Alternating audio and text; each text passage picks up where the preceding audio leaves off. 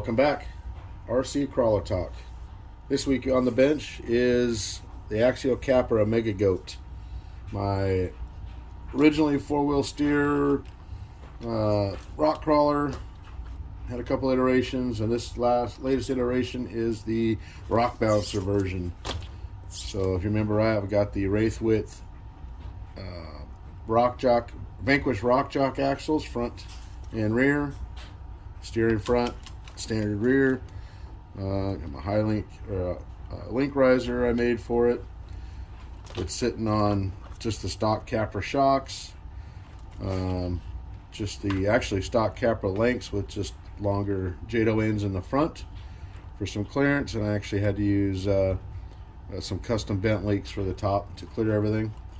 Power in this beast is a Holmes Hobbies BLE Pro with the Holmes Hobbies Polar Pro 3500 with the stock Capra trans. Dig is still hooked up, and obviously these 1.9 cut Proline Super Swamper Boggers. This thing actually rips pretty good. It did pretty good. A couple weekends ago we had our annual event, RC POLOOZA. You've probably seen the other videos. One of the main events is Saturday night. We call it the KOH backdoor shootout, and basically it's a bouncer event. Lights, music, high horsepower RC rock bouncing. Our typical rock bouncing course is pretty technical. This year we had a pretty much full balls out, wide open throttle, high KV, loose rock course, and she did pretty good. She actually made it to the top, got third place for me, but in the end, as it come down and landed over the finish line, something broke internally, and now, oh, that sounds crunchy, and it won't go in reverse. So with the motor, it just actually literally stalled out the motor. So obviously something let loose in the transmission, and this week I'm going to tear it apart and find out what broke, and we'll get it replaced and get it fixed and go from there. All right, we're going to fast forward through the whole tear down process.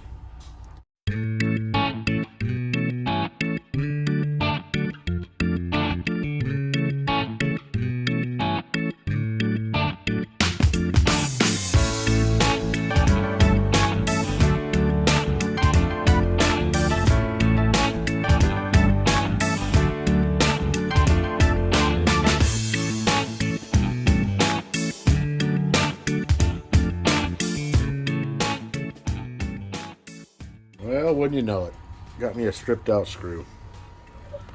Nice little button head right in there. So let me show you a little trick and see what we can't do here.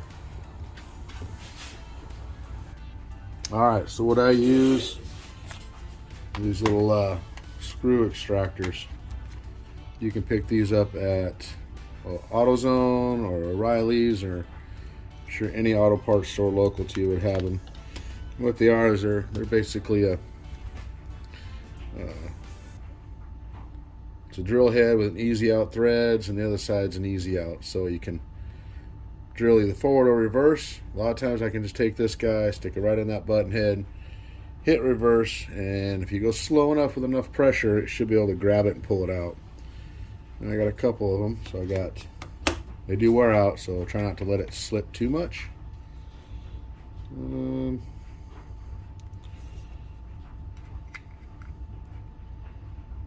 Yeah, these are the older ones, so I'm not going to attempt those.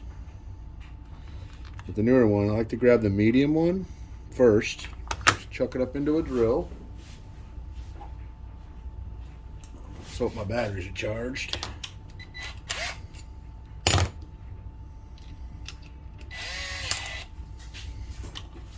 Put it in reverse, right in that button head, and lots of pressure.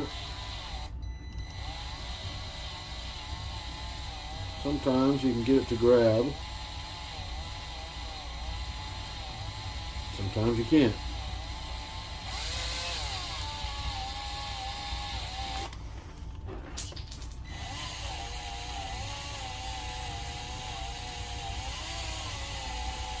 Yep, yep. Come on with it.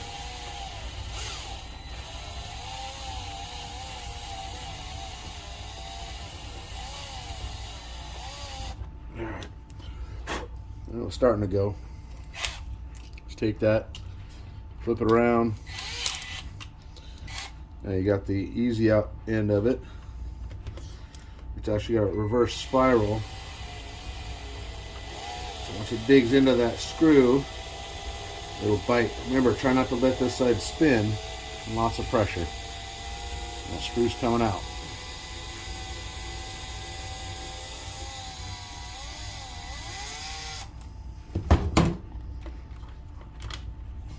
Just like that.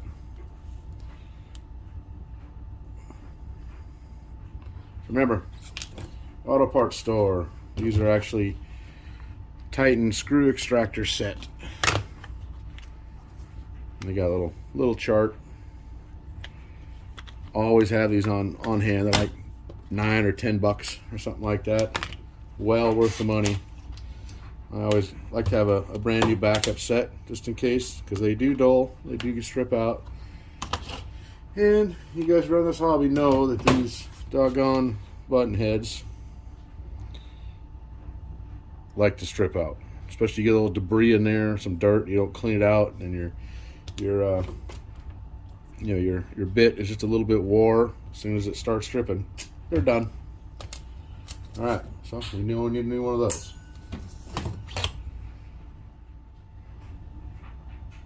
All right, so I got all the screws out of the transmission. We're gonna see what it looks like inside. Get you set up here.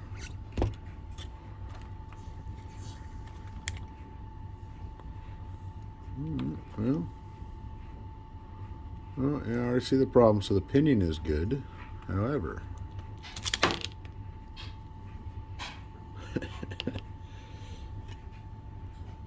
there's some teeth. And that's where the teeth went. Oh yeah, she is good and chewed up.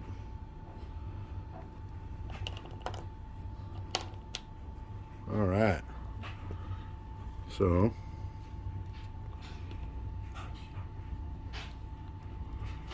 looks like the spur gear survived. So we just need an inner.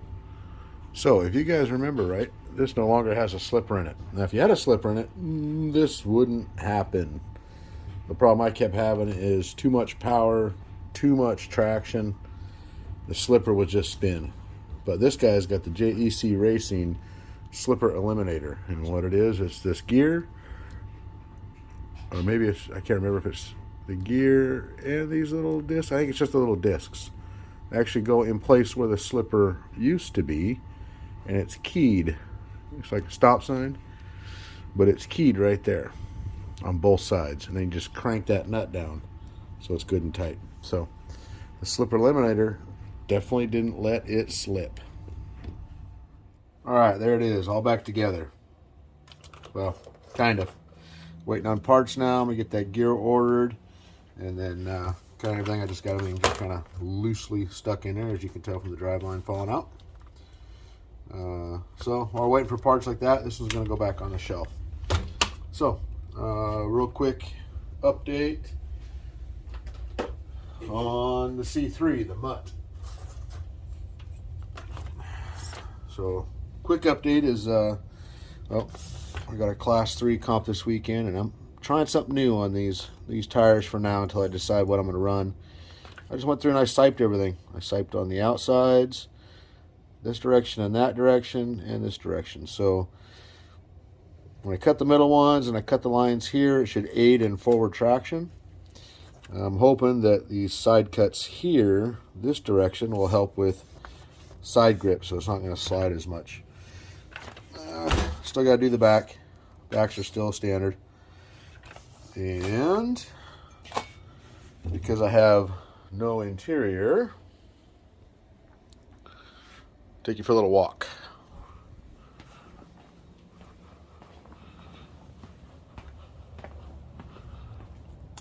I got an interior that's being painted.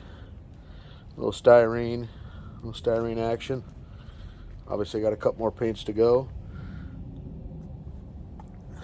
So basically, that's just going to cover the interior. I'll Velcro it down to the top of the battery, and I should be able to pull it up. Reach my thumb in here, grab that, and pull it up. Change the battery out if I need to, and yeah, we'll see how it's going to work. Figure out how to mount it in there, and I'll show you guys that when I get to that point. So, all right. Well, that's it for this video, guys, this week. Hopefully I'll have some Class 3 footage from this weekend, and we'll see you on the next one.